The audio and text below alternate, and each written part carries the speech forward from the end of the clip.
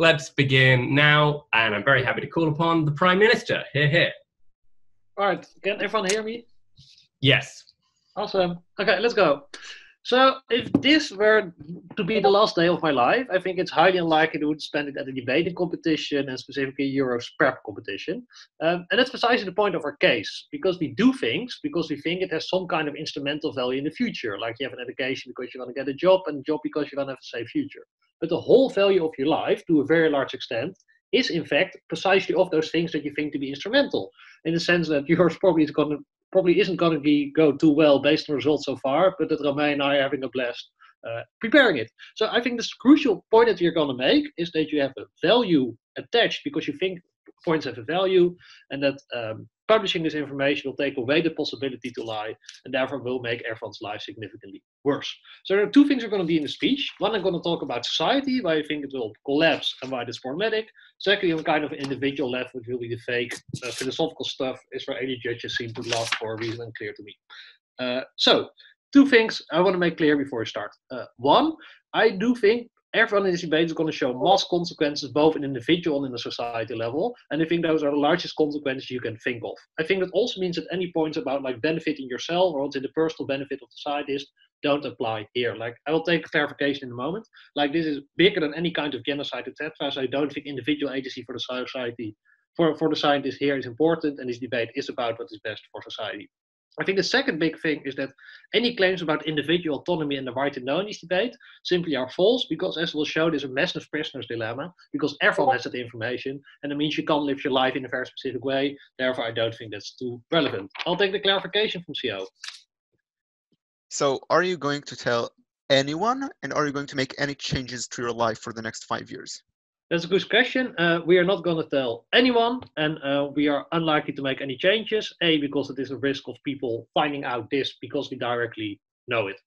There might be some very marginal changes, like, I don't know, going out to dinner a bit more often, but nothing too crucial or too structural. Also important, we are never going to tell people, so also not 1 day or 1 week in advance. So having that, so let's look at what's going to happen. First, I want to talk about society.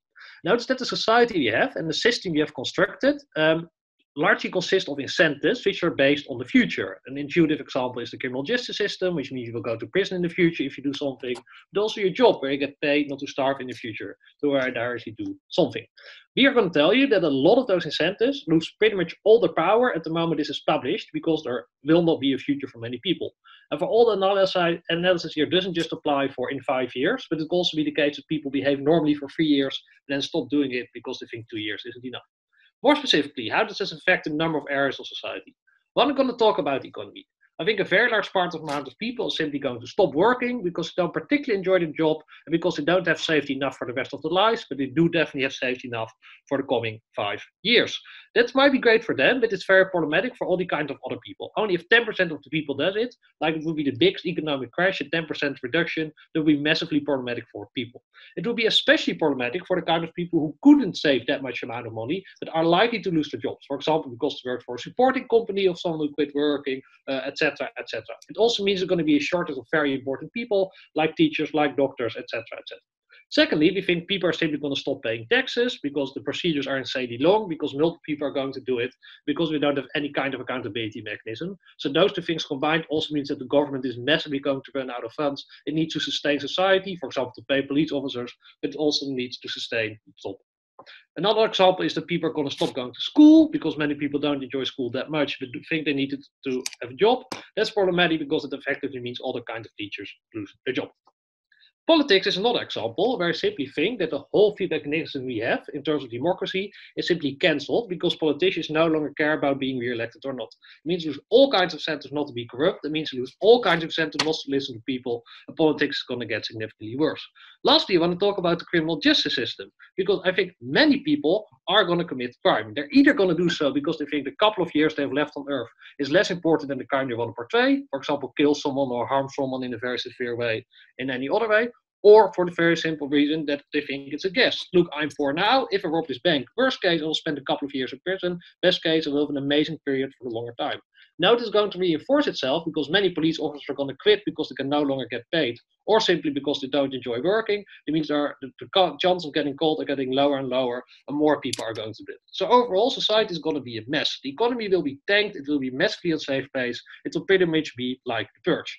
All might say, well, people are good or they like structure. I don't think doing all this is evil. I don't think like stopping working to spend more time with your family is inherently evil, but it is incredibly problematic if you do it on a large scale basis. No thanks. So society is going to be horrible. I think that's already enough to win this debate, especially because the most vulnerable and most dependent are going to be the victim. Secondly, I want to look at this on the individual level. I think the first big thing to understand is sort of a general sense of anxiety there will be. Notice that human is pretty much like a vehicle for the genes, a vehicle to procreate. And also known that genes are really don't want to die because that's the moment they can no longer procreate. What it means is that they're going to be incredibly scared. All kinds of reflexes you have are going to kick in, and you're going to be incredibly scared, incredibly anxious, and generally feel horrible all the time. That's what we're evolutionarily programmed to do. Think of the scariest moment of your life, that's how you're going to feel all the time. It means you're effectively paralyzed. It means you can't do anything, and it means you get a horrible last period on Earth in which you have no agency or no control. I will take opening. Roel, if your bird-centric understanding of human nature is true, why do people start contributing to charities and start working in hospitals during wartime throughout history? Okay, I think one, there are massive rewards you're getting for that, for example, like the social gratification, but also like people seeing a smile on your face, etc. B, I would like to posit that's the vast minority. We live like in a shitty capitalist society in which some people do volunteer work, but the overwhelming majority is bad. So that means the system as a whole is going to collapse. So that's the first thing, the general sense of anxiety, which is exactly paralyzing. But also the notion of value, and this is what I got it in my introduction. You generally need to lie to yourself that's something too valuable in order to enjoy it. That's to say that many people like doing their garden, but if I know that I'm going to crash that garden tomorrow, people would stop enjoying doing it because suddenly it will feel meaningless. This might be irrational, but it is like the bias that works and makes a life relatively meaningful. You simply take away that lie because you tell people everything is going to be meaningless. We think that means the amount of activities they can enjoy can be enjoyed significantly less, and many people will lack all possibility to really enjoy anything. The third thing I want to talk about is human relations, because I realize it sounds amazing to say goodbye. But firstly, notice that you need to live in the knowledge that everyone you love will also be dead in 5 years. That's a horrible thing that's going to fear and stress you out all the time and probably change the relationship you have with the person. But secondly, we posit that closure and saying goodbye is mainly important for the person who stays behind, given the fact that they person can still experience it. That's not the case here because no one is going to stay alive. So I highly doubt to what extent closure is useful. Time. Yeah, society will be wrecked. Individuals will feel horrible. Please propose. I thank the speaker very much for their speech, and I am happy to call upon the leader of the opposition. Hear, hear. Can you hear me? Yep. Awesome.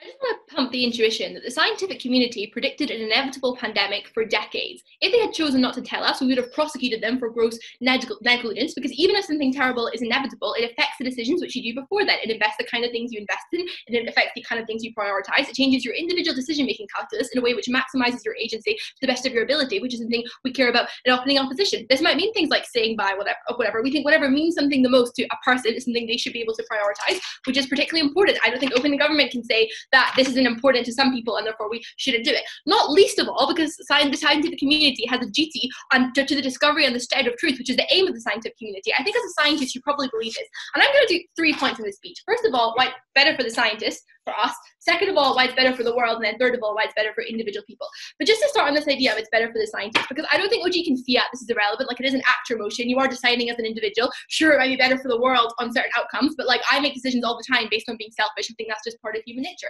The thing is that if, as a scientist, not telling everyone is genuinely going to drive you insane, right? You can't tell anyone everything you know. You're going to be crushed with crippling anxiety, confusion, guilt, depression. You're going to die in 5 years. Everyone you know is going to die in 5 years. You're living the most extreme form of cognitive dissonance possible, where you just seeing the world go around you normally, but you're not able to exercise any control over a situation that you know is really fucked up, and you know there's things you can do to make life better right now, but you can't tell everyone. I actually think this makes you the most isolated you've ever been. I think this makes you genuinely go crazy, feel detached from reality, lose your sense of humanity if you feel like there's this massive wall between you and literally every other person. That is the most psychologically damaging thing you put to a person, which is not something you'd want to experience for 5 years.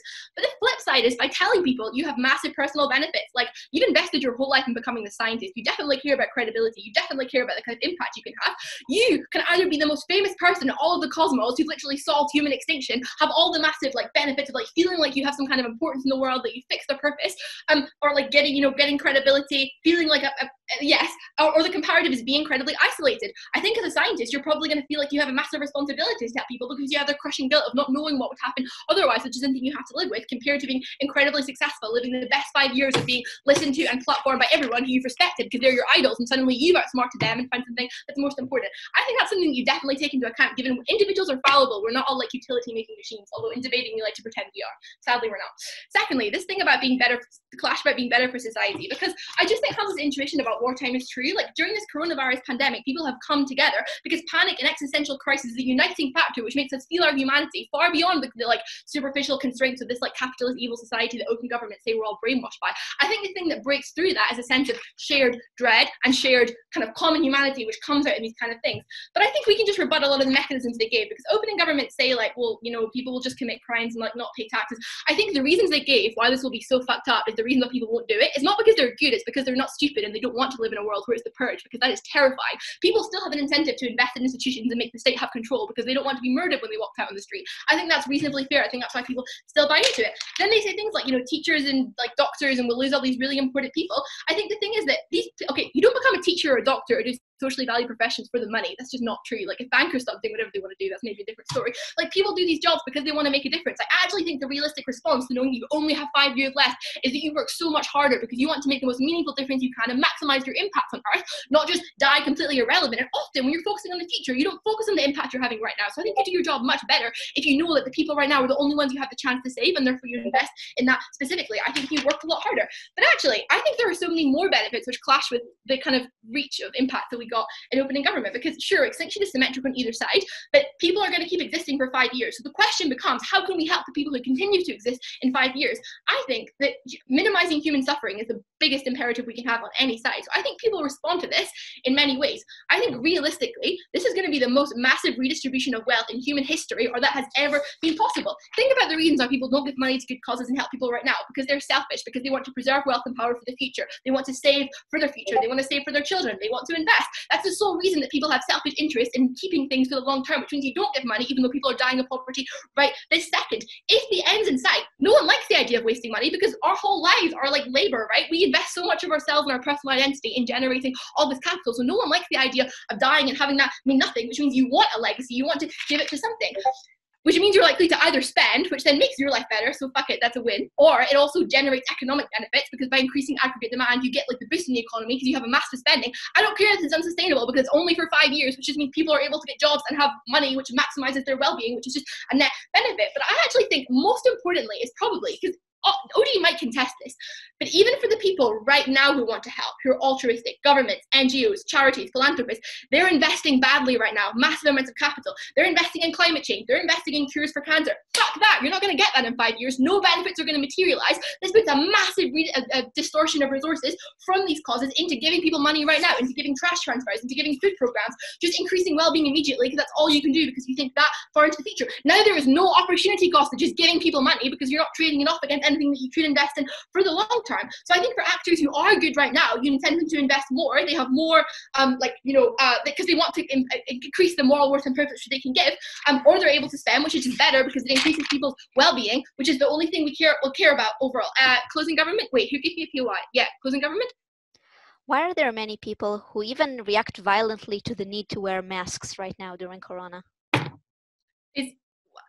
Okay, I mean, I think because they're, Okay, so I take it you're going to say they're distrustful of evidence. I mean, I think realistically, this is something which the mainstream are going to believe because you're going to have a massive resources are all going to trickle towards proving this one thing. The scientific community is all going to filter towards this because it's so high stakes. The scientific community are going to verify and confirm your findings. Governments are going to verify and confirm your findings. Sure, there are going to be some extremists, people who don't wear masks or don't believe it. They're fringe groups. I think that's not the mainstream. I think most people are going to do what we're doing because they're presented with evidence in a clear way, which makes sense. So I don't think this is part of this debate. But let's move on to the second point, which is about individual agency, because opening governments say that we have value attached to things for the future, but we only get value for them in the future, and therefore we should just mislead people and make them think they have value in the future, so they keep doing those things. But I just want to push back on the intuition. I just think people are miserable all the time. My generation are all freaking depressed because we're slaves to our future selves, because we invest everything in delayed gratification, because we're told to be sensible and save up and make decisions based on what the future is. The thing is that if there's no future, I don't think there's any value in doing things which make you miserable, which rob you of the ability to pair up relationships with people that you invest in, or discover your passions or your emotions or your love, because you're just being sensible and preparing for the future. I think opening government have a characterization of what some people think, but I think on opening opposition, when we say people have the right to maximize their agency and choose which things they want to value, that is the principle which applies to the most people, because everyone can make individual decisions. If they don't want to say goodbye or have closure, they can continue to focus on other things, but giving people the capacity to invest their last 5 years in what they want to do is the most important thing for human dignity, for maximizing agency and personhood, because we all have different things we want to do with our last 5 years, and we have the right to make that choice. I'm very proud to oppose.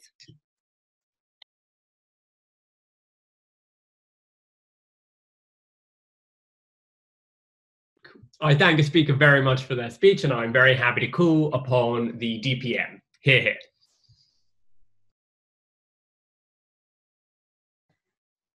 So I think the problem with the OOKs is that they don't realize what society is based upon, because eventually it's based on a contract between various people. And the problem is that all of those contracts are based on consequences. I don't want to preach doom, but letting people know that you only have 5 years to live removes any feeling of consequences, any feeling of responsibility, because in 5 years, nothing will matter. You won't matter, the people around you won't matter, the people that are suffering won't matter. That means that you feel no responsibility besides your own gratification, because in 5 years, everyone who is now suffering will be dead. 3 things. A, briefly on the scientist, 3 on society, lastly on individual emotions. Let's start with the scientist, because OO tries to make it a thing. I have 2 problems. First of all, if you seek knowledge, you need to deal with the consequences of having sought that knowledge. That means that if spreading that knowledge has worse consequences than keeping it before you, I think that you have the responsibility to make sure that you don't hurt the world with your seeking of knowledge. Second of all, I think also, if the world is burning because you told everyone they were going to die in 5 years, as a scientist, you're probably going to feel even worse than only being stuck with it. I think also this is only one minor part of the debate. Let's then move on to societal consequences. First of all, I don't think that we actually got any very direct engagement with what Roel told you. We told you about crime and how there are limited negative consequences, and also how the panic and nihilism of knowing that you're going to die in 5 years might actually make people incredibly vulnerable for those rash decisions. OO tells you, oh, but they don't want to do this because they don't want to live in a purging world. The problem is that it's a prisoner's dilemma, right? One person starts doing it, and then the rest can follow, because the police force is being defunded, because people are at some point unwilling to pay taxation, because people are simply unwilling to work at some point, and therefore they're already underfunded and understaffed, but then even more underfunded and understaffed. So I think for all of those reasons, increasingly, right, when the deadline of the doom starts getting close, I think you're going to see huge surging of crime, which is only going to make those last 5 years that everyone has worse. Note that this is especially a thing in marginalized communities, right, that literally have nothing to gain, because yes, you can make the last 5 years the 5 years of your dream, but not if you're incredibly impoverished. That means that people that don't have anything to lose anymore are the same people that are going to commit a lot of crime. No, thank you. Then let's talk about politics. So O tries to tell you that people, essentially that people are good, right? And that in times of crisis, people step up to what they need to do. I think that there are 2 reasons why this is unlikely. First of all of the examples that they name are examples where doom isn't happening in 5 years. That means that you actually can reap the benefits of being good, getting a good reputation, making the world better. But the problem is that in 5 years, there's no world. So there's no point to create any change because in 5 years, everyone is dead. So yes, people currently volunteer, but at the moment that you need to choose how you're going to spend your last 5 years, you're not going to spend 80 hours in the ER because you want to see your children for the last 5 years that you have them. You want to drink with your friends. You don't care about other people because those other people aren't going to make the last 5 years of your life worth living. So I think in that sense, it's a very unique context. No, thank you. But second of all, even if we believe that they're good and that they're bad people, I'm going to explain why most people are going to be bad. And it's because of a survival instinct. You're told that you're going to die, so you want to make your death as little, add as little pain to it and as little misery. That probably means that you want to seclude yourself from suffering as much as you can. If you're going to work as a doctor, if you're going to work in law enforcement, you're going to see suffering the whole time. And probably out of this defense mechanism, you're least likely to enter those necessary occupations. Furthermore, Roel tells you two crucial things. First of all, corruption will be rampant because all electoral incentives are gone because there's not even time for elections anymore. Second of all, you lose taxation. Maybe not in the first year, but definitely in the last few years, people are going to be unwilling to spend their hard-earned money on government. That means that people are very likely to lose access to crucial public services in the last few years of their life. Again, specifically poor people are screwed over. Before I move on, The vast majority of people believe in God. What will God think when you rape and plunder? I mean, there are so many examples of religious people doing awful things, just like atheist people doing awful things. Like, I don't think that there's a reason why religion makes you more or less moral. Otherwise, you probably shouldn't have proven that. Let's move on then to the economic consequences. Op tries to tell you you're going to get an incredibly surge in aggregate demand. I think that there are a few reasons why that's unlikely. First of all, the entire durable goods sector will crumble. No one will buy cars. No one invests in a phone. No one invests in a house anymore. Those are all parts of the economy that a lot of people are employed in. Think also about education. What kids want to go to school, they're going to die in 5 years. So I think that means that actually you lose more employment than you might marginally gain, especially because a lot of the manufacturing things that people might spend money on that OO mentions are probably relatively automized. So I think in that sense, the drop in aggregate demand that we actually tell you about is a lot worse. Lastly, I think you lose out on crucial labor. Medical specialists that earn well but don't want to spend 80 hours in a hospital if they can also spend it with their kids, especially if you just can be with the people that you care about. I think those are the people that you lose. So in the end, we think society is based on consequences. You lose those consequences. You lose a lot of good things. Let's then talk about individual emotions. So Oa at the end of their speech says, "Oh, but you're so happy because you get to follow your dreams and not be part of capitalism." Two problems. A, you're so incredibly conscious in the process because you will die. So you constantly feel the pressure of every day needing to be the best day of your life. I think that following of your dream is not going to be satisfactory. But two, there's still capitalism. Like, you're still going to be part of the 99% of people that literally cannot afford spending money on stuff like a trivial vacation. So yes, the 1% can live their dream like they did in Corona times, but the rest of society can't, right? And it's not as if millionaires are going to actually spend all of their money on helping the poor, especially given that they'd rather spend it on themselves, or if they do spend it on the poor, the financial system crumbles. Eventually, we've also told you that fear will be rampant. People will be crippled by the fact that they will die soon and feel pressure to make everything the best. But also you lose purposefulness, because most of the things you do are things that you get gratification from in a few years. I think that means that people lose meaning. People lose happiness, but crucially, people lose the society that they're comfortable in. For all of those reasons, please vote OG.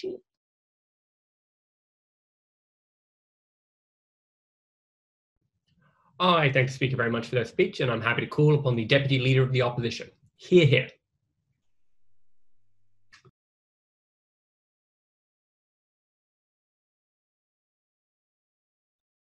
Someone just asked on Discord where this is an actor motion. Pretty good fucking question. I think DPM should have asked the same thing, because this is an actor motion. The info slide is, you are a scientist, this house would do something. That's the definition of an actor motion. Hence, their only response to us about anything that we said about the scientists, them getting infamy, recognition from the ones they love and the ones they aspire to be for the rest of their life, them literally going psychologically insane. It's literally been 10 seconds into my speech, Roel. Then literally going psychologically insane with the weight of responsibility on their shoulders was only rebutted by one thing that they said, specifically to our response to the duty to spread truth.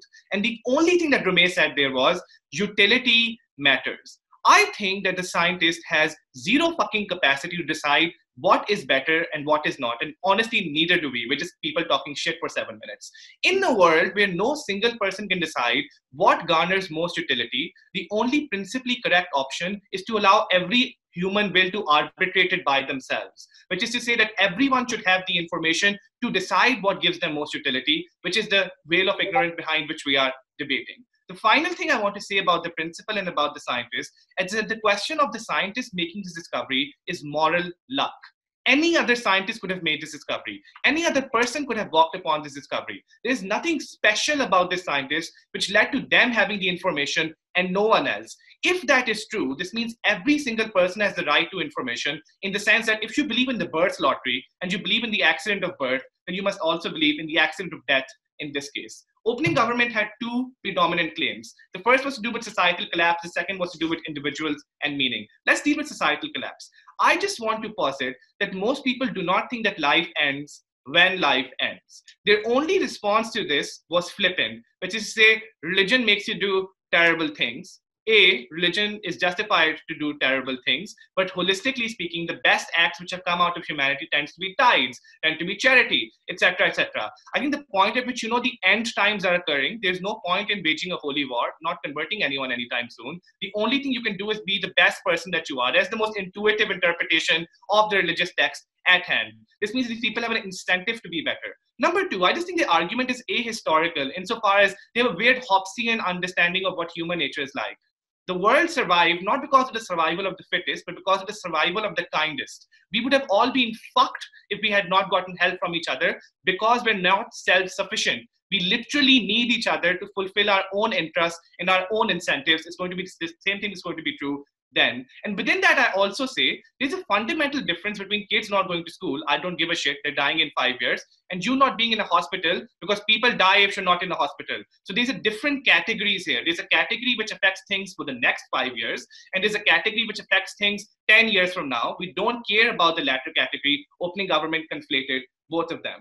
The third thing that I say here, which I think is really important, is that it's also about how it's done. I think we have a reasonable capacity, just like Kia said in response to the POI, to fiat that this won't be some crazy scientist being like, haha, extinction is now. Like realistically, the scientists are going to work with journalists, they're going to work with the Holy Church, they're going to work with priests and Catholics to make sure that this message is disseminated in a way that's consoling for people, as opposed to fucks them over. Because if a scientist does want to tell someone something for their own good, they don't do it in a way that fucks with them, they do it in the best possible communication. Number four, I just think that the prospect of death gives you perspective on life. This is why people who have terminal cancer don't become raging fucking alcoholics. They build relationships with their family, and they realize what they want to do is what they do right now. The problem in their world is that you always postpone things to a tomorrow that never comes. But when the day after tomorrow is the end of the fucking planet, tomorrow has to come, because there is going to be no more tomorrow. The final thing I say on societal collapse, which I think is important, is an independent extension about bias. Right now, there is a belief that white people are fucking better than black people, that men are better than women, and think of all of the hierarchies in your life. Death, and especially the equivalent human extinction simultaneously of every single human being, a literal omnicide, is the best equalizer of any value-laden hierarchy. No one is better because everyone dies. I just think that if there was ever a reason to be racist or sexist towards someone, that reason fucking goes away, because you're all going to be in the grave in the end. The second clash on individuals and meaning. The first thing that I want to say here, which is important, is that meaning doesn't just come from life, it can also come from death.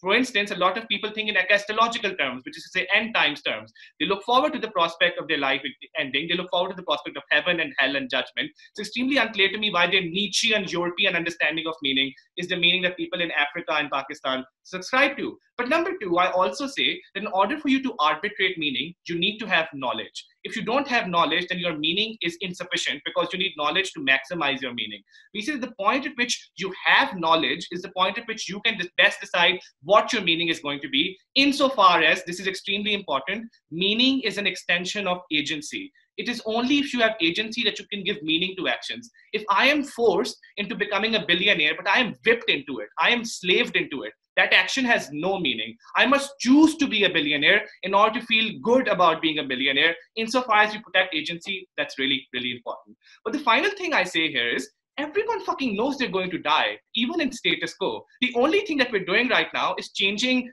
the date. We're just telling them it's going to happen on December 25th, 2012, as opposed to saying never, as opposed to saying 10 years from now, 20 years from now. People aren't fucking purging and raping in the streets right now. It's extremely unclear to me why their case at all stands. Before I wash everything that closing is going to say, I'm going to ask closing for a POI. Please. Okay, OG. Okay, so if your idea about what humankind like is true, why do we need the criminal justice system, and why do we need people to pay taxes to give it to poor people rather than just do it themselves? Or why do we need to pay doctors? Roel, two can play at that game. If people are selfish as you think they are, charities would have zero fucking money. No schools would exist, no hospitals would exist, no cooperative scheme would exist because it would be every person out for themselves. So two can play at that game. But two, what you said is literal evidence of what I'm saying, which is that we work in cooperative institutions to check our worst excesses. We know that people can be bad, but we aspire towards the common good by creating frameworks which both advance and constrain our best and worst interests. What will closing opposition perspective we talk about? This changes how we view happiness and meaning. Panel, I don't give a shit. This is the largest redistribution of wealth ever, insofar as A, here showed you that people who were spending on their fucking mortgages spend elsewhere. That stimulates the economy better for people. But two, you just donate because you know you're going to die. But two, every single cancer institute working on cancer, every single institute working on human extinction scenarios does not need to do that anymore. You put that money to the poor. Realistically, this debate is about where the good money goes. The good money should go towards making the worse off better for the last few years of their existence. The most important impact in this debate, I'm very proud to oppose.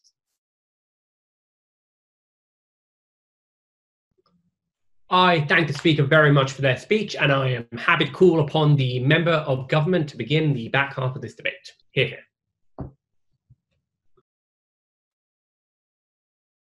So I'm going to extend a lot on the scientist itself, and we're going to answer OO on why we think that even the scientist is going to be worse off, both psychologically and in the image that he's going to have in the world. And then we're going to show more on why society is not the way that opening opposition characterizes it to be. But first of all, a bit of extraneous rebuttal. So notice that there is a sentence which takes away a lot of the impacts coming from OO. They basically say, there isn't a lot of difference because people know that they're going to die anyway, we're just changing the date. Notice that if this is true, a lot of their impacts about people are going to change their mind on bad death and people are going to be that wonderful and so on don't exist that much if there isn't a difference in how you perceive your own dying. But then we also say that there is a difference because we think that now death is more imminent and now society as a whole is going to be lost. That is why the coronavirus is causing people so much distress. I mean, yeah, it's true that my grandma could potentially die in one day, or it would die in 5 years, but yet corona scares her because she understands now that this is not something that is vague, this is not something that she can fight, this is not something that she can do anything about, but that it's imminent, meaning that now there is more panic than what they imagine to be. And the rest will be in my case. So let's start with the idea of the scientists. So notice that the first thing that they rely on without a lot of analysis is, oh, you're going to be this famous scientist and you're going to be that successful and on TV shows and so on. But notice that we think that this isn't going to be the case. First of all, we think that already within the scientific community, there's going to be a lot of disbelief. Why? First of all, because according to the info slide, he is the only expert in the field. He is the only one who has all of that information, meaning that others would not necessarily understand. But secondly, we think that in the scientific community, there is an incentive for scientists to disagree, A, because they're critical, but also because they want to show that others are wrong. That is why Dani that discovered quasi-crystals was called a quasi-scientist. scientist, even though he was right, because there is a competitive element towards that community, especially if someone says something that bonkers as the world is going to end and I'm the only one who knows that. So there is going to be opposition there, and if the scientist wants people to believe, he would have to then dedicate more time in order to show that. But more than that, we say that even if he has the backing of the scientific community, that doesn't mean that everyone in the world is going to believe, just like a lot of people do not want. But you know what's the difference between being a climate denier and being a doomsday denier? The fact that people want to shoot the messenger much more. People really don't like hearing bad news, especially bad news that talk about something that's going to happen to them. That is why people are sending death threats and people are retaliating massively against people who just say things that are sort of okay, like equality is a thing. We think that for someone that says we're all going to die, he's going to receive a lot of backlash from crazies. And you know, crazies are not a lot out of the population, but it is millions of people that now have free access to a keyboard and are now going to harass the scientist, are going to harass his family. And this is going to create a situation where life is going to be hell, not because of the majority, but because people don't like people that are different. Then they say, okay, this will make you go isolated and crazy and so on. But notice that their own analysis about the cancer patient is the kind of thing that shows why if one person knows that he's slowly dying, and especially a scientist that has education, that is a very calm and collected person, has the ability to then gradually adapt into the situation, just like they say that ALS patients suffer. But moreover than that, we say that they can get help without even talking about the problem. We think they can practice Buddhism. We think that they can control their emotions to the extent where they can lead a normal life. But also we say that this is going to become much worse if they know that they are now responsible for many people who are now behaving in a way which is erratic. And that we think is going to create a lot of blame and a lot of sense of people not being grateful to what that scientist said. So we think that that already is quite symmetric, but now there is an active-passive distinction of I did this to others, unlike a situation where I didn't do anything. So if the world is not doing that well, at least it is not on me. But then they say, well, okay, but you have a duty to tell the truth. No, we think that you have a duty to make the world better. That is why there is now research that is done on police brutality that is being censored by the scientists because they know that the public misinterprets it. They want to do what is good. And moreover, we say that there are other instances in which we are already willing to accept that society is being barred from information for its own benefit, like we don't reveal military secrets. We don't force people to come out of the closet, even though they might be politicians and it might affect the way I vote. We just don't accept that it's absolute. Before I continue, I'll take a POI from opening.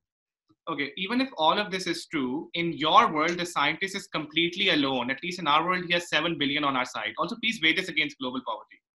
So A, we don't think that he's alone. We think that he has his family, and it's not like he counted on the global community anyway. And we think that when it comes to poverty, so this leads me to my next point. So look, basically, they have too much of a belief in people and in society. But what we say is that people behave differently, and we don't need everyone to be perfect in order to have some sort of damage. We say that even at times of war, while they have someone who helped the sick, we have someone who took a Jewish person's house in order to get a benefit because it was war, and it was really good in a situation where you don't have that much order. We think that at this situation particularly, society breaks down to the point where in order to have some sort of contract, you need to have a police that runs on the fact that people believe that there are reasons to behave well. We think that there are less reasons to behave well when you feel like you have a limited span of time in which you can exercise the power that you have over others. You can use the help of God if you're a leader. You can use physical force. And we think that now more and more people will be emboldened by the thought that they can now break away from society without having that massive repercussions, because now society as a whole is led astray and is going to conspiracy. So for all of those reasons, we think the society will be way worse, even if it's only a few. For those reasons, we're very proud to propose.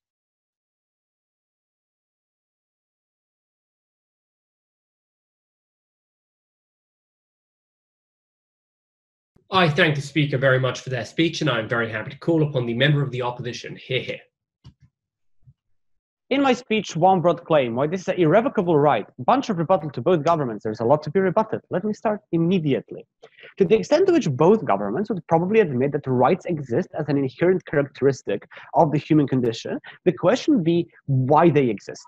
Given that no one can assert an objective moral truth, and that an attempt to define that truth in and of itself is a subjective normative statement insofar as the criteria for defining a moral truth are subjective, this therefore means that lacking an objective moral truth, the only thing we can maximize is individual happiness.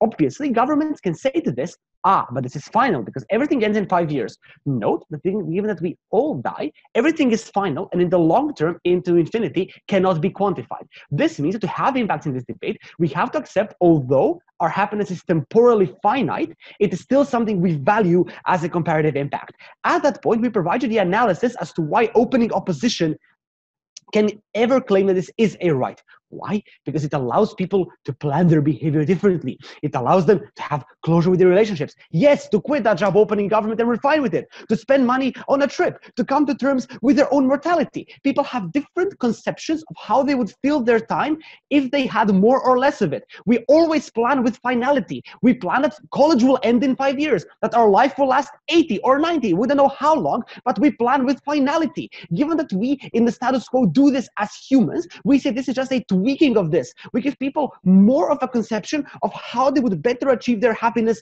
and fill their lives with it. This is why we tell cancer patients or terminal illness patients that they're dying. Even if they're children, we tell their parents, because we take into account the possibility that you can adjust your behavior to fill life with more happiness. If you're going to be evicted from your home, the government's obliged to give you a notice. We think governments would stand behind this. The government is agnostic whether you will ever recover. For all they know, you might be homeless, but it is the obligation of the government to tell you to the extent to which it's possible that you can prepare at any point that you have this information and that you can use this. To this, government says, but people will feel horrible knowing this. Couple of points of rebuttal. One, when doomsday comes, at your last moment, when you realize you are dying, you will regret not doing all of those things you wanted to do. We say that probably dying with a feeling that your life wasn't worth it is a horrible thing, or at least equally horrible. But secondly, we say that we don't care. We don't have an obligation to predict other people's reactions because we do not have an epistemic insight into what they will be, because we do not have access to the full repository of individual experiences, wishes, and desires. Therefore, we cannot take responsibility for how other people will react. What we can take responsibility for, and this is why it's an obligation, is the information we have and whether we distribute it. This is why we think fact-checking is a good thing, reference to motion from round one, because we don't know how people will vote or whether it's going to be a good thing. We think that given that information directly impacts your life and your dignity, that there's a unique moral actor which wants to maximize your own happiness and has maximum knowledge of what your own happiness is, you should have the maximum amount of information to do that definition. But then comes closing government, and they say, one, you will be harassed. Note that at the point when you are a scientist and you know this is the absolute truth, the only way for you to clear your conscience is to tell everyone. If they don't believe you, the martyr complex kicked in. I did everything I could, yet they did not believe me. Know that Trump supporters think they're telling the truth. They're being harassed every day. This makes them even more confident in the fact that they're telling the truth because they believe they're doing the moral thing. But secondly, they tell us COVID is inevitable. Grandma might die in 1 or 5 years, but COVID just makes her more scared. I'm glad that Monica said this because probably Monica would still tell her grandma about COVID. Monica would still probably feel horrible if her grandma walked the streets knowing that her grandma could die, because even if grandma dies in 5 years, Monica would like to keep her alive for longer. But this is how humans feel emotionally about those close to them and the human race in general. But also, if the grandma has her own conception of happiness, grandma might want to live longer. And having the info, grandma might have decided to stay home. She may go to a COVID party and drink her ass off because she's 86 and will die anyway. We don't care. However, we think she should have the choice to not do that and probably do something that is smarter for her at the end of the day. We think closing government case is quite condescending here. They seem to claim to know what's best for the world anyway, which we don't think they do, but they also their analogies don't work because their analogies relate to things which are final, which are not final, and which are avertible. This is not.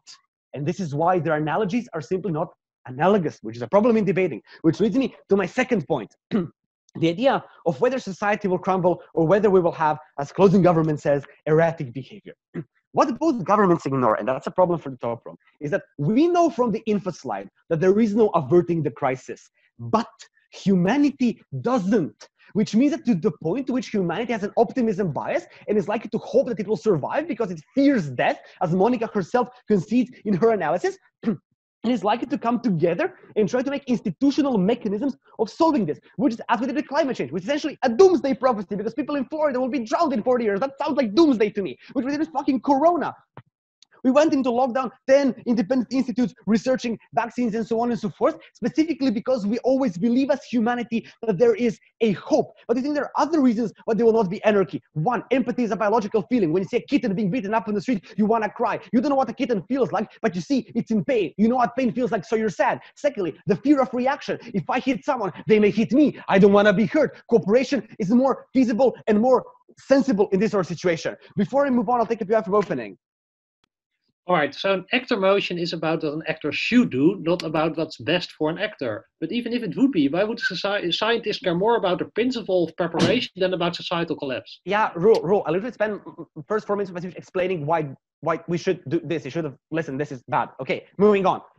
But even if there is anarchy and society is completely erratic, and this responds to CG, but also proves the best case of OO, because we are not contingent on there being mass distribution, we say, who cares? We free the people from the shackles of the state. Know that within the state, the 1% of the rich oppress the poor who live in structural poverty, pay off student loans, and cannot pay for their medicine. Hatred and violence is institutionalized. Police, the epitome of the state, the embodiment of the state, brutalizes black people in the street and kneels on their necks. Wars, slavery, ethnic cleansing, all done by the commands of the state, and soldiers which the state forced to go into combat or they would be court-martialed. The state itself institutionalizes all forms of slavery. So if the state does not help people go through their final years, specifically because they are the final years, so there's nothing after that, no consequential impact. Let the people abolish the state if the state stops them from doing that. This is why we mechanize opening opposition, because we take into account the best government case scenario where anarchy actually happens. We're not contingent on redistribution. This is why closing opposition wins. Thank you very much.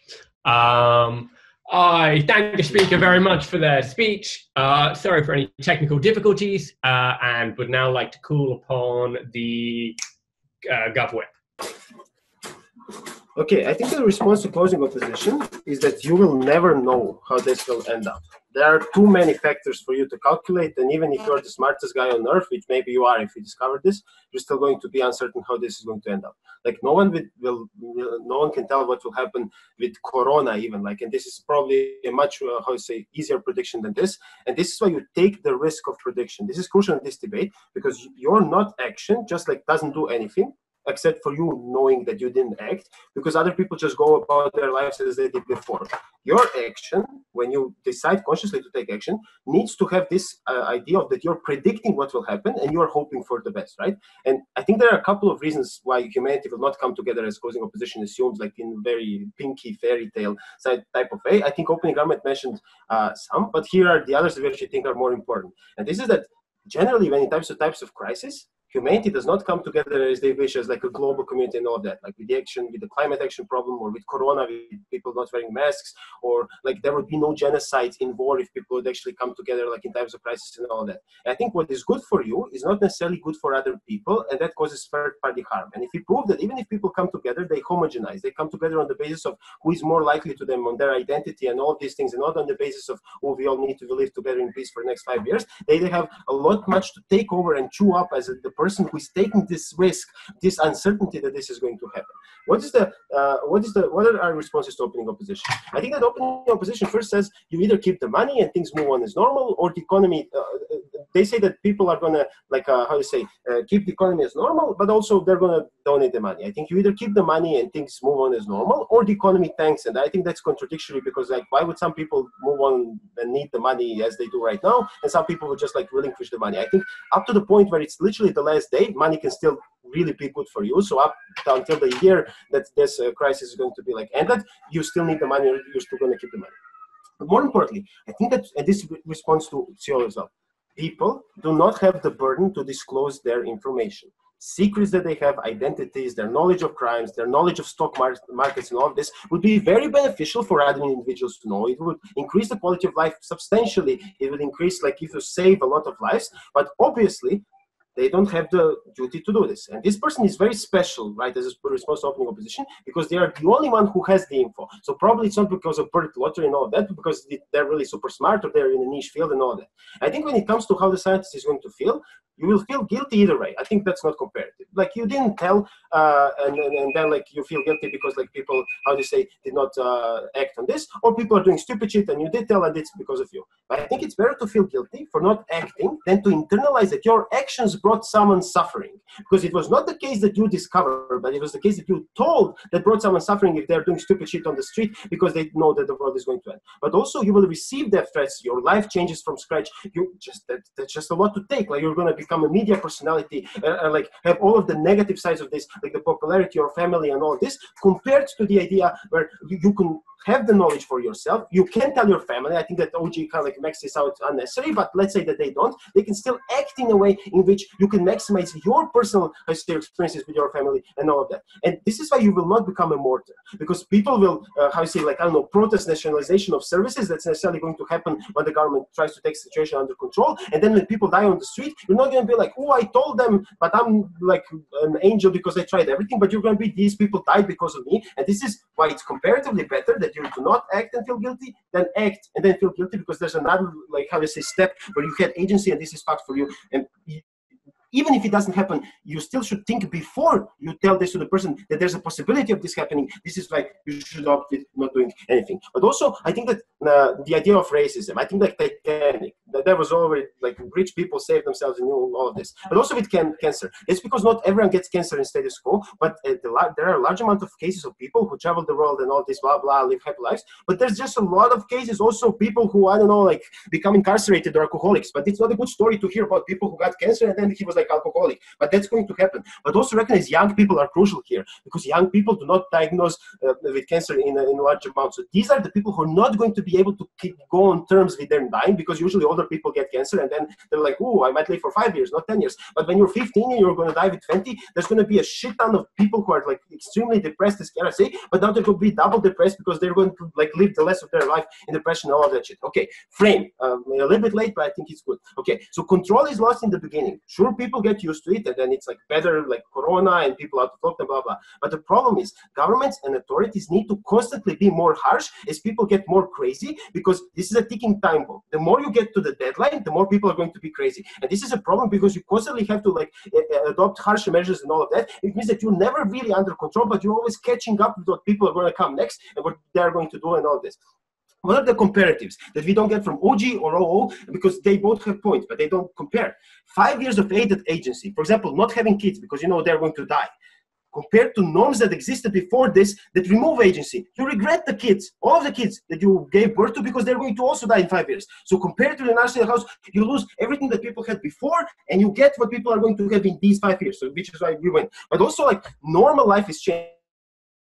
Life. This is the biggest comparative. The uncertainty is key here. If it's normal life, sure, it might be fact, but it's kind of like okay. But the huge amount of uncertainty that you're taking there, sure, some governments might fare better, might fare worse. The key is the benchmark today is overall better. I'll take opening now, yeah.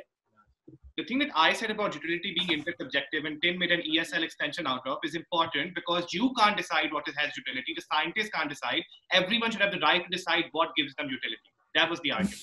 No. I'm a scientist. I don't care about your utility. Literally, I am a scientist and I don't care if I'm going to help you or not at the point where I can not help you a lot, which is the uncertain point about this. So unless the scientist is really certain that they're going to help in the information, the best thing for the scientists to do is to not cause harm to other people. Like, this is a very competing principle. One is the right to know, the other is to not cause harm. If I was a scientist or if we were scientists, we would cause not to cause harm, then to let people know, and then they are going to cause harm. Okay, lastly, we think that that people will homogenize, but on a bad way. Like they will become homogenic compared to like their family, their religion, their nation, and this is going to harm their relationship to other people outside the group, as is usually in terms of crisis. And lastly, I think the last comparative is the quantity of human life. If it's beneficial that there exists human lives, then on our side of the house, we get added lives because people will still have kids as per normal, but also decrease deaths because people will not do stupid shit, I don't know, jump out of a parachute or something like stupid crazy because they want to like lose the last moments of their lives and all this. So on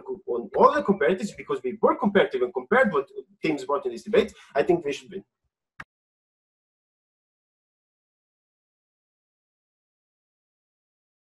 I thank the speaker very much for their speech, and I am now very happy to call upon the opposition whip to sum up their case and this debate as a whole. Hear, hear. Go. 3 questions in this speech.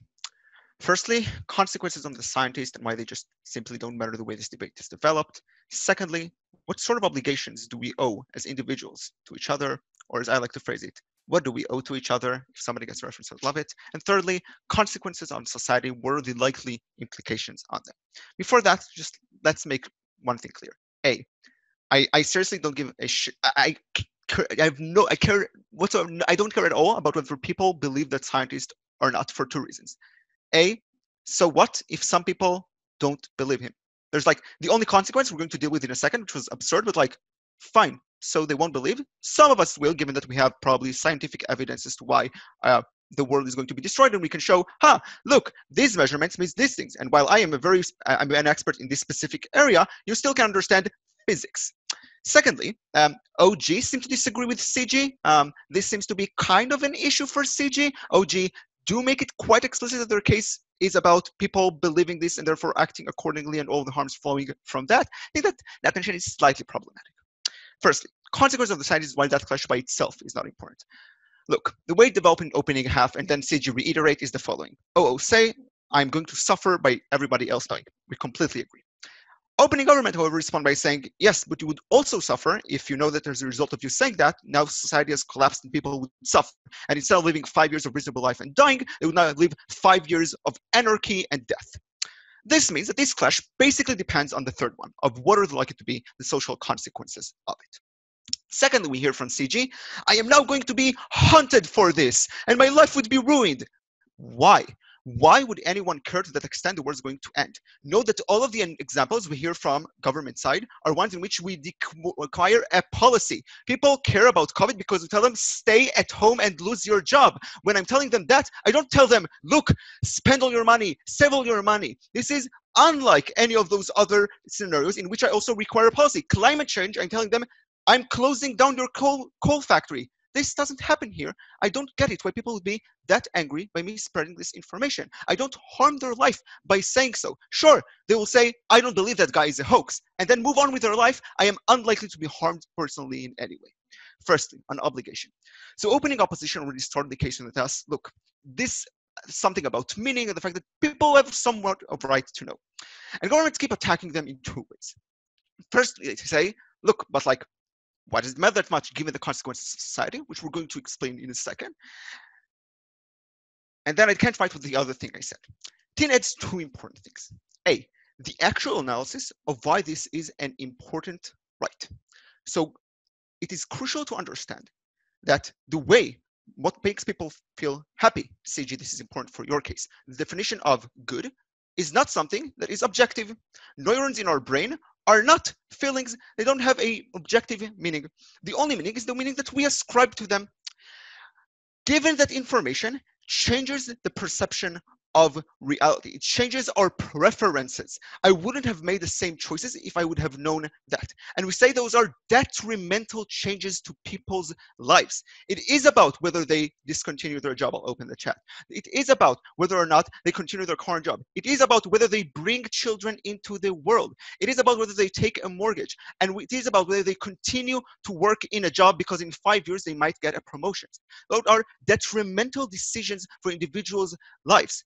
By not telling them that, you are basically enslaving them to your own preferences. Then we hear 2 responses from government teams to that idea. Firstly, like college governments say, look, but like we want to do good, not tell the truth or let people choose.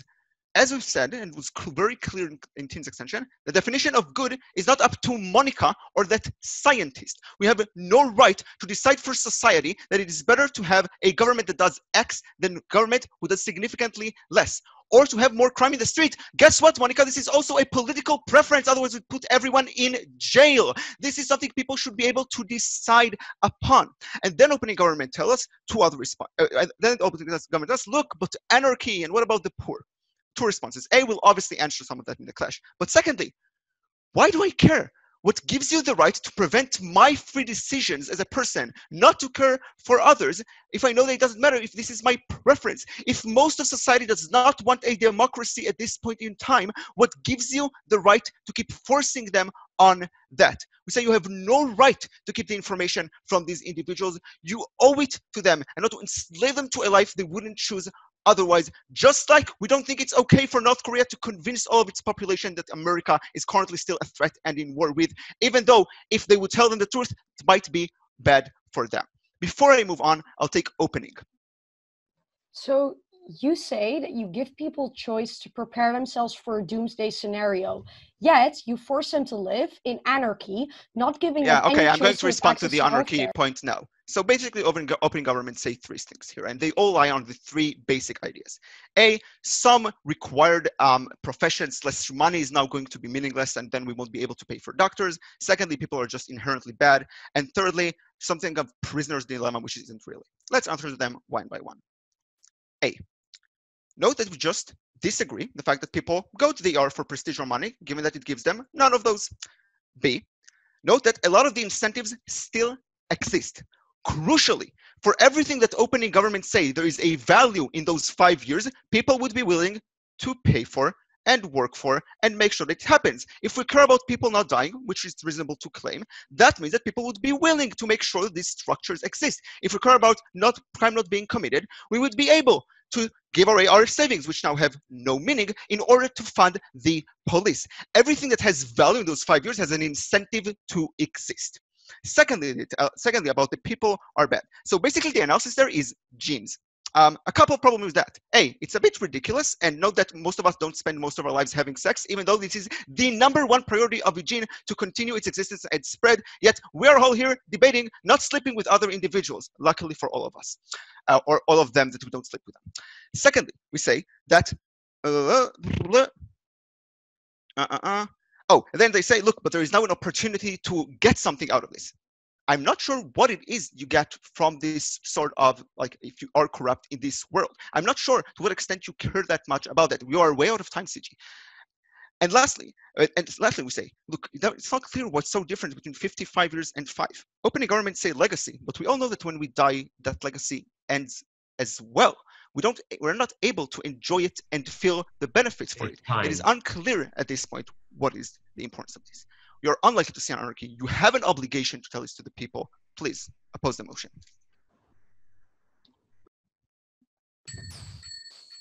I thank the speaker very much for their speech, and I thank all of the debaters for a lovely, lovely debate. Please now leave the room, and I guess you're not coming back because there will be no adjudication or responsibility for me to tell you anything at any given point. So I'm just going to run away and retire after this debate. Cool. Please do feel free to come back and call me out for feedback and stuff like that, as well as the rest of the panel once the results have been announced. Thank you all for a really lovely debate. I had a great time. I hope you did as well. Best of luck in the next rounds, hopefully.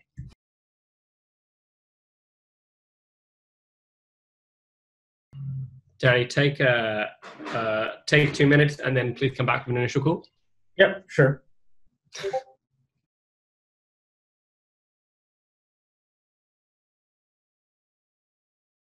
Okay. What are your thoughts? So I have CO first, OL second, CG third, and LG fourth. Okay. Cool. Okay. So I think we probably need to discuss. I have CO either third or fourth in my mind. I think probably what's going to happen here is it's going to be what we think was already said by opening opposition versus what they said is new. Because in my mind, just most of their case is derivative and therefore not credited, and that's probably where that distinction is going to come into. But like, let's just start. Let's start with opening half then. I think that's probably it's pretty clear what's happening there. So OG versus OO. Yeah, sure. So I think there are two large clashes within the opening half. One is, from which side of the house is it more probable that people either react in a very unreasonable way that will bring a lot of harms, which is the case that opening government brings, or as opening opposition case says, people are genuinely going to be reasonable. They will have still values within those 5 years. They will still contribute to the economy. And on a second note, the government will also have the incentive to keep everything running smoothly. Therefore, I think this is the first and probably main clash happens in the opening. The reason why I think opening opposition wins is that they largely just mitigate most of the harms that come out of opening government, which is to say, OG has three main harms. They say political turmoil, economy crashes, most people don't go to schools, therefore, like, the life of people is genuinely going to be going to shit. OO responds to this, I think, by adding three responses. A, they say most of the people genuinely have an incentive not to have the last of their 5 years living in turmoil and literally dying. Therefore, they have an incentive to still contribute to the way they live. They still have an incentive to make the government help them out, etc. Two, they say people will genuinely help each other out because they will realize they're all going into the same boat. More incentive to essentially not just treat everybody like shit, because you know that also everybody else can treat you like shit. And thirdly, they genuinely say, on another note here, that the government will genuinely have the incentive, as there are no other long-term goals anymore, to basically redistribute all the money that they have to better causes which are going to improve the life of people in the short term. Therefore, the turmoil and the problems that they address in terms of economy suffering or political turmoil is therefore less likely. The second clash then becomes, from which side of the house does the scientist have a responsibility, or from which side of the house is the scientist generally harmed? This comes out firstly, I think, from opening opposition, and then it gets important in the opening. Opening opposition says the following on two lines of analysis. They say, A, you're really going to suffer because you know that information, you have worked all your life to get that information. You will know that everybody's living their lives, making wrong decisions. You're going to suffer because you're never really helping out the world with your discovery. Second of all, you should give the people the knowledge because you need to give them the agency to be able to decide what is best for them. Therefore, it is your own responsibility, as you're lucky to find this information. Therefore, this is why the responsibility exists. One response, which I don't think is very, very impacted or just compared with from opening government, they say, but like you as a scientist will basically need to evaluate how the people will respond, and like if this harms the world, therefore bad. But I think it is largely still contingent on opening government's first clash and first argument winning. Therefore, turmoil is happening, and that's why the scientists shouldn't say this. I don't think they really weigh this that well. I think OO just broadly responds in the law by saying you really as a scientist can't evaluate the whole situation, but you have the responsibility to give people their own ability to make the choice. And I think on those two clashes, OO over OG. Cool. Sounds great. Let's bring in CG. Right. So can you compare CG to OG, please? Sorry, can you repeat that? CG to OG, please. CG to OG. Sure. So I think here are the two extensions that come out of closing government, which I think I value against opening government.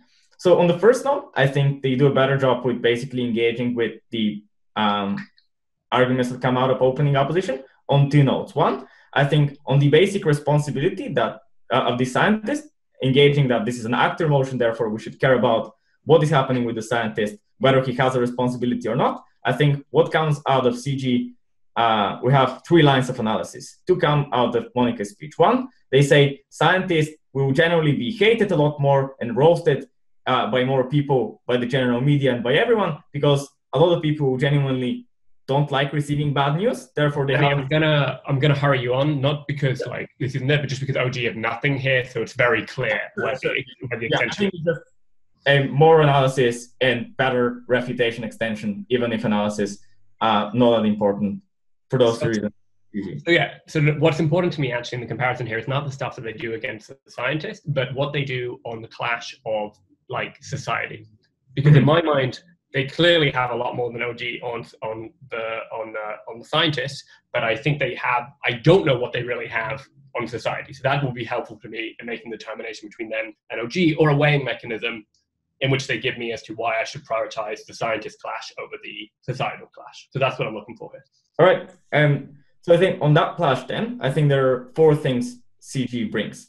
A, they say the government, since a lot of people will essentially have the incentive to commit more crimes, to do whatever they want, will become a lot more controlling and use their forces in a lot more unreasonable way. Second, they say people right now... Where do they say this? So they say this, I think, at the end of Monica's speech. Is it in Monica's speech? Because I definitely see it in Lovro's, but I don't... Yeah, it came out at the end of Monica's speech when she ended talking about the scientist stuff, and then she's talking about the world and how this is generally going to change. Well, if you have it, that's fine. I trust you. I don't have it, so this is a good catch. Thanks. I think second, they say people right now, and this is I think is a response comes out of Monica's speech to opening opposition. They say because OL said people right now are knowing that they're gonna die. This is genuinely changing their interest. This is not changing their interest. Therefore, it is not clear for us why, when people know that they're going to die, they're going to eradicate. Thirdly, they say you don't have an incentive to behave well anymore. Therefore, this means that to a large extent, you will not be that virtuous as opening opposition claims. Therefore, you have more of an incentive to do whatever you want, to not care about your values, etc. You're just going to be doing what is expedient. And lastly, they say, we prefer this world because genuinely this will create less turmoil and less problems, because to the larger part, society will break down a lot more quickly when this information gets released without actual good discussion. Okay. Yeah, so like I feel like they didn't impact the good discussion thing was obviously where they could have made this so impactful, but they just really they just drop it. And I thought they were going to run all of their impacts through there, but there is enough there to kind of exist. But I as long as that line was in Monica's speech, I'm actually fine, because I thought that was only in Lovro's speech, which put me in a little bit more of a bind. Given that it wasn't, that it exists there as well, that's a pretty clear comparison to me, and we can put Fiji above OG. Thank you. So thank you very much for that. Let's talk about CO. So give me the comparison then to opening opposition, and explain to me what you think of their material is actually new and not just like more fancy words to say the exact same thing. Right. So I was also thinking about the same thing at the end of the debate. So I'll just give you my basic idea after the end of the debate, why I think the main reason is that CO goes over OO. I think they are not contingent, as is OO in my opinion, that OO claims we prefer the world where this information gets released, because then this will change the incentives of governments to do good, to do more virtuous stuff, to invest, and for the good of people. This will be, they say, the greatest redistribution of wealth in all time. This is good. I think CO does the following thing, which extends it. They say, even to the point at which it is reasonable to say and to assume that not all governments are going to be that virtuous or are going to use the money in a redistributive way, it is fine to conclude that some governments are going to be racist, some governments are going to be using the police, as CG claims, in problematic ways. They say, we are fine with this because at the end of the day, turmoil or abolishing of the state in these situations is genuinely going to be good, because it is better for people to live a better life in anarchy compared to the state literally oppressing them at the last ages of their existence. Therefore, they say, we're not contingent on governments being good and being virtuous. We're saying, here's the comparative at which governments are not good. Here's why we're fine with people making their own decision that they don't want to have a government that is being such. Okay. So I have a problem with this, because I think that all the good parts of this argumentation are Hamza's. So like everything that's about you should let people choose for themselves and do that kind of decision, people have moral agency and everything like that to make that. all exists in Hamza's speech. So that's like most of Tim's speech, basically. It's completely in my mind. And again, just like adding lots and lots of words to say the exact same thing. So that's like that part. The second part of it is actually the bit where I think they're weakest and possibly losing to Govs. Because I don't think that they can claim that they have, so they're saying like da-da-da-da, and therefore like anything can go. But they don't actually prove, like in order for that to work, they have to prove that individual choices actually get made. Gov's case is like 1 + 1 + 1 doesn't equal 3 for individual choices. It equals prisoner's dilemma. It equals betray, betray, betray. So you don't get like, for that to happen, right? For that thing to it's not enough for them to simply say, oh, whatever the outcomes are, those are the best outcomes. That's what everyone wants because it's free choice. Because they're saying like, no, there are like logical fallacies that are causing people to not do this. So even though they're trying to, they try to get away from it, but they actually, at the very, very least, they need to prove that people have choice. Like they're saying maximize people's choices and happiness. It's literally what Tim says. Like that's the most important thing. You have to maximize happiness. But they never prove that this maximizes happiness. Like they don't even try and prove maximize choice, try and prove maximize happiness. And they never do that. And they never there is rudimentary refutation brought up by both OG and CG, which point to this is a problem because of the societal collapse and minimizes people to make choices. They don't have real responses there. Right. So just a question then, because I think, I agree that basically the impact then is contingent. I see why now. Just have a question on the last thing you mentioned, which is about happiness, right? I'm fine with getting that, just prove why the choice is there, which CO just took for granted.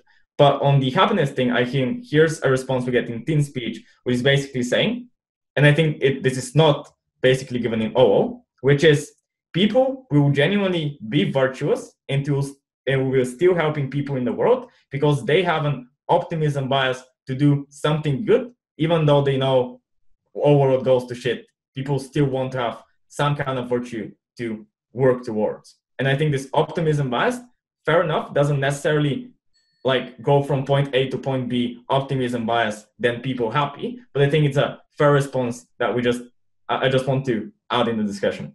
So yeah, I think it's, again, I say it's a response. I'm not saying, I don't think that deals with the majority, because that people have an optimism bias. So I think they probably win the teachers and doctors clash.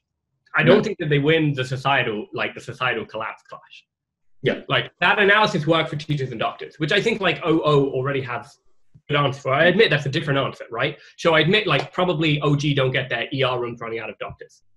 But they do get their political corruption and their and failures there. And the only response is but Black Lives Matter. Cool, right? That is a bad thing. We all agree with that. Why is the anarchy situation, which you're not engaging with, better? Yeah. The answer being because we've maximized free choice and happiness, but you haven't. Yeah. Cool. Yeah. Then I'm fine with over CO, and I guess then we just need to discuss closing half. So yeah. So I think we need to discuss closing half. So let's do that. So why don't you? So given this understanding of OO, do you want to do a comparison now between CO and CO and, Sure. So the main reason I was giving then CO over CG was that I think they win the clash for me on the basically scientists have the responsibility to basically give the choice to people to know that they're going to face an immediate death and this is going to be problematic. Second, they tell me most of the time, even if you're not going to be trusted as CG claims, it is still better for you to be able to express your power and do everything in your ability to convince people. And this is what is going to make you feel good.